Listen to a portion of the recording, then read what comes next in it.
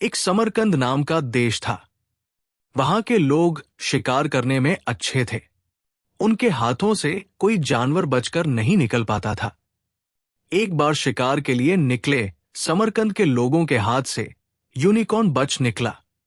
Unicorn जानवर दूसरे के मुकाबले काफी फुर्तीला था, इसलिए लाख कोशिशों के बाद भी वो समरकंद के लोगों के हाथ नहीं लगा।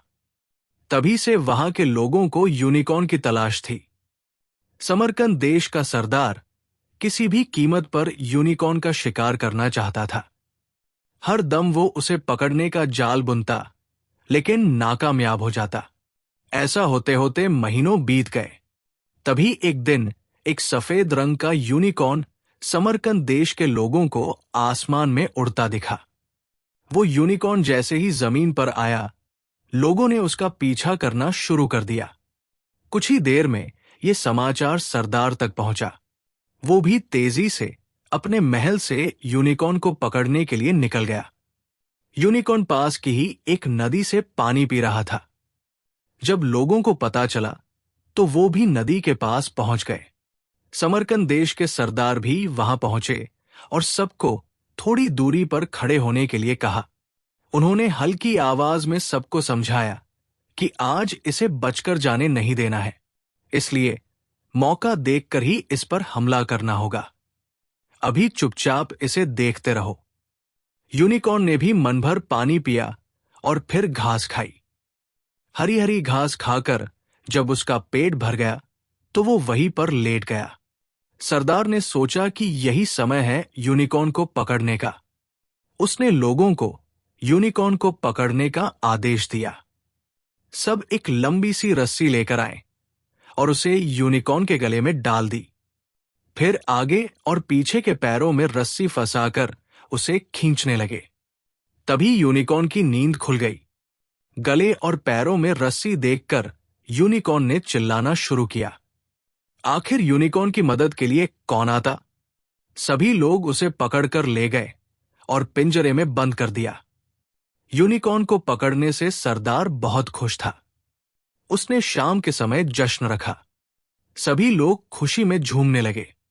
जश्न के बीच में पिंजरे में कैद यूनिकॉर्न को भी लाया गया।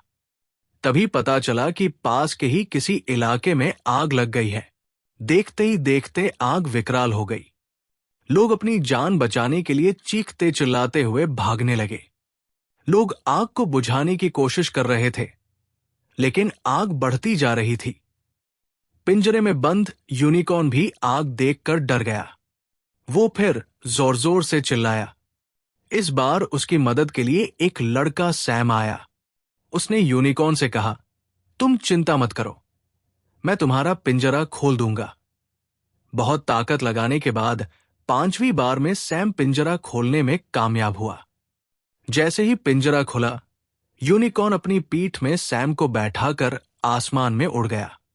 सैम ने ऊपर से देखा तो आग बहुत भयानक लग रही थी।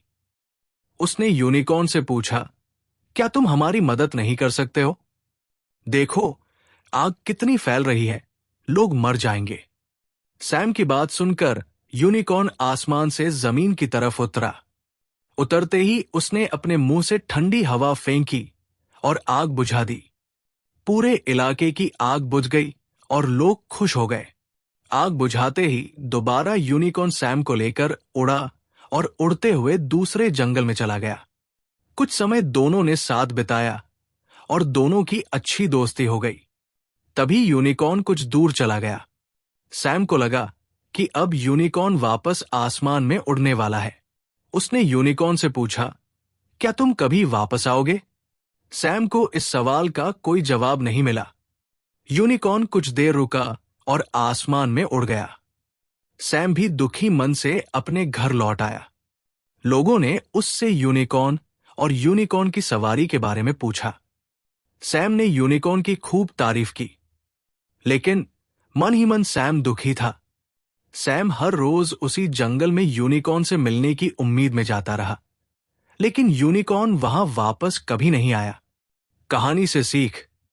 यूनिकॉर्न की कहानी से ये सीख मिलती है कि आप जब दूसरों की मदद करते हैं तो वो भी आपके और आपके अपनों के लिए मदद का हाथ बढ़ाते हैं।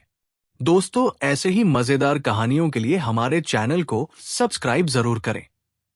कहानी नंबर 2, महिलामुख हाथी की कहानी। बहुत समय पहले की बात है। राजा चंद्रसेन के अस्तबल में एक हाथी रहता था। उसका नाम था महिलामुख। महिलामुख हाथी बहुत ही समझदार, आज्ञाकारी और दयालु था। उस राज्य के सभी निवासी महिला मुख से बहुत प्रसन्न रहते थे। राजा को भी महिला मुख पर बहुत गर्व था। कुछ समय बाद महिला मुख के अस्तबल के बाहर चोरों ने अपनी झोपड़ी बना ली। चोर दिन भर लूटपाट और मारपीट करते और रात को अपने अड्डे पर आकर अपनी बहादुरी का बखान करते थे। चोर अक्सर अगले दिन की योजना भी बनाते कि किसे और कैसे लूटना है। उनकी बातें सुनकर लगता था कि वो सभी चोर बहुत खतरनाक थे। महिलामुख हाथी उन चोरों की बात सुनता रहता था। कुछ दिन बाद महिलामुख पर चोरों की बातों का असर होने लगा। महिलामुख को लगने लगा कि दूसरों पर अत्याचार करना ही असली वीरता है। इसलिए महिलामुख ने फैसला लिया कि अब वो भी चोरों की तरह अत्याचार करेगा। सबसे पहले महिलामुख ने अपने महावत पर वार किया और महावत को पटक पटक कर मार डाला। इतने अच्छे हाथी की ऐसी हरकत देखकर सारे लोग परेशान हो गए। महिलामुख किसी के काबू में नहीं आ रहा था। राजा भी महिलामुख का ये रूप देखकर चिंतित हो रहे थे। फिर राजा ने महिलामुख के लिए नए महावत को बुलाया। उस महावत को भी महिलामुख ने मार गिराया। इस तरह बिगड़ैल हाथी ने 4 महावत कुचल दिए। महिलामुख के इस व्यवहार के पीछे क्या कारण था, ये किसी को समझ नहीं आ रहा था। जब राजा को कोई रास्ता नहीं सूझा, तो उसने एक बुद्धिमान वैद्य को महिलामुख के इलाज के लिए नियुक्त किया। राजा ने वैद्य जी से आग्रह किया कि जितनी जल्दी हो सके महिलामुख का इलाज करें, ताकि वो राज्य में तबाही का कारण नहीं बन सके। वैद्य जी ने राजा की बात को गंभीरता से लिया और महिलामुख की कड़ी निगरानी शुरू की। जल्द ही वैद्य जी को पता चल गया कि महिलामुख में ये परिवर्तन चोरों के कारण हुआ है। वैद्य जी ने राजा को महिलामुख के व्यवहार में परिवर्तन का कारण बताया और कहा कि चोरों के अड्डे पर लगातार सत्संग का आयोजन कराया जाए, ताकि महिलामुख का व्यवहार पहले की तरह हो सके। राजा ने ऐसा ही किया। अब अस्तबल के बाहर रोज सत्संग का आयोजन होने लगा। धीरे धीरे महिलामुख की दिमागी हालत सुधरने लगी। कुछ ही दिनों में महिलामुख हाथी पहले जैसा उदार और दयालु बन गया। अपने पसंदीदा हाथी के ठीक हो जाने पर राजा चंद्रसेन बहुत प्रसन्न हुए। चंद्रसेन ने वैद्य जी की प्रशंसा अपनी सभा में की और उन्हें बहुत से उपहार भी प्रदान किए। कहानी से सीख: संगति का असर बहुत जल्दी और गहरा होता है। इसलिए हमेशा अच्छे लोगों की संगत में रहना चाहिए और सभी के साथ अच्छा व्यवहार करना चाहिए।